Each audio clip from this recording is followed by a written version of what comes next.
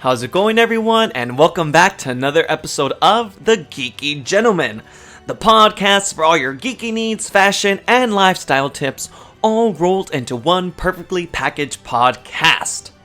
Now, one of the most anticipated games ever is finally out. At last, players can play Final Fantasy VII with all the up-to-date graphics that'll make fanboys scream with glee with the newest installment, Final Fantasy VII Remake. But does it live up to its potential? Stay tuned for my spoiler-free review. With that said, let's jump right into the podcast. Final Fantasy VII Remake is not a copy of the original Final Fantasy VII, but a bold, reimagined version of the original game.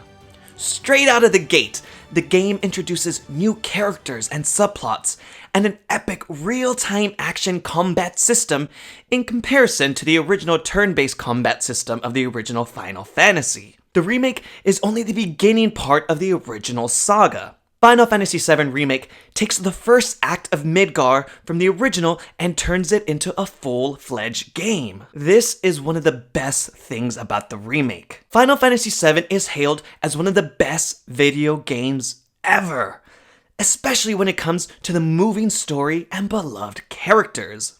It's been over 2 decades since the original game came out, and fans have been craving a remake since I can remember. Square Enix made the smart decision to deepen the story and flesh out the characters even more, allowing players of the original to feel as if they're playing a different game and learning more about their favorite characters. Final Fantasy VII Remake's combat system is one of the best I've ever played. Square Enix has managed to create a real-time action combat system with a little turn-based flavor of the original. You can perform regular attacks very similar to Kingdom Hearts, and as you attack, your ability gauge fills up, and once it's full, you can use magic, skills, or items. You can do this through shortcuts that the game lets you customize to keep a sense of real-time action, or you can enter a slow-motion battle sequence as you click through the menu to select commands that gives a sense of a turn-based combat. Characters gain skills and magical talents by equipping materia. Just like leveling up your character, by equipping materia, you can level it up to gain a more powerful version of the said materia. Other new additions include weapon upgrades and weapon skills. You can improve a weapon over the course of the game by spending a character's skill points to change the core stats, and characters can add each weapon's unique ability to their arsenal by performing that ability a set amount of times, meaning they can access that ability without that particular weapon equipped. Long story short, you want to get everyone's weapons during this game so you can get all the skills.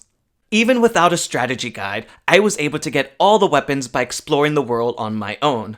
But I did manage to miss one of Aerith's, as you had to steal it from one of the bosses, but I don't want to spoil too much, and it's safe to say that even if you miss some along the way, once you beat the game, you're able to select chapters at any part of the game to go back and pick up anything you may have missed.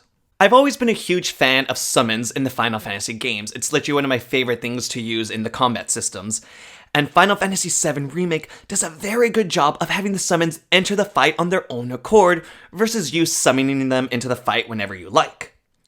The summons are timed to assist you in your tougher battles where you'll definitely need the assistance, but you still have to use your own skill to win the fight in the end. One of the things I didn't like is that Square Enix decided to make 3 summons exclusive to pre-orders or deluxe editions, such as the Chocobo Chick, Carbuncle, and Cactor. And I'm not gonna lie, I did pre-order it, and I do have a code, and I'm supposed to be able to get the Cactor summon, but my code won't work, and I just tried it again today, because I initially got the game a little bit before the release date on, April 10th, and it wasn't working, so I figured, okay, well, it's not gonna work. And then I looked on forums and they said, oh, maybe it's going to work after the official release date. Nope, it didn't. I still don't have Cactor. So, I'm hoping that Square Enix is eventually going to allow these 3 summons to be available to everyone to use. The slower combat system allows for a more strategic playstyle as you fight bosses and try to expose their weaknesses. The only fault I had with the combat system is that at times it was kind of hard to select a certain enemy to attack when you were fighting multiple foes.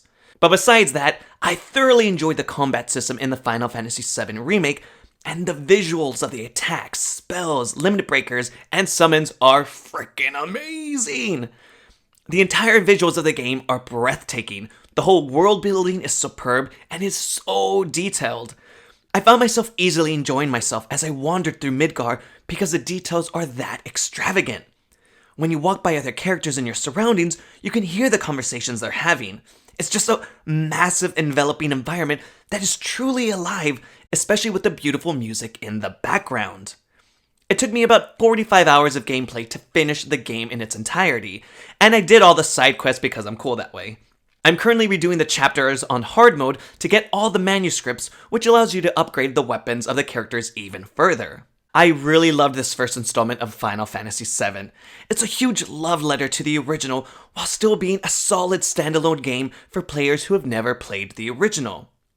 The scope of the game will blow your mind, and the introduction of the characters are extraordinarily well done and leaves you ready to continue the story with them. It's completely worth paying full price, and I'm ready to pre-order the next installment when it comes out. Hopefully Square Enix will be kind enough to give players some downloadable content to play as we wait. Patiently, as we play and wait patiently. That means hurry up.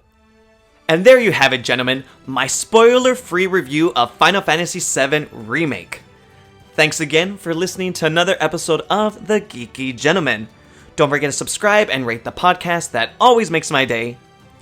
Feel free to drop me a DM on Instagram. I'm at DriftingDecal. I'd love to hear what you guys think of the remake of Final Fantasy VII. If you want more content from me, feel free to visit my blog at www.driftingdudes.com. And until our next podcast adventure, I will talk at you guys later. Bye.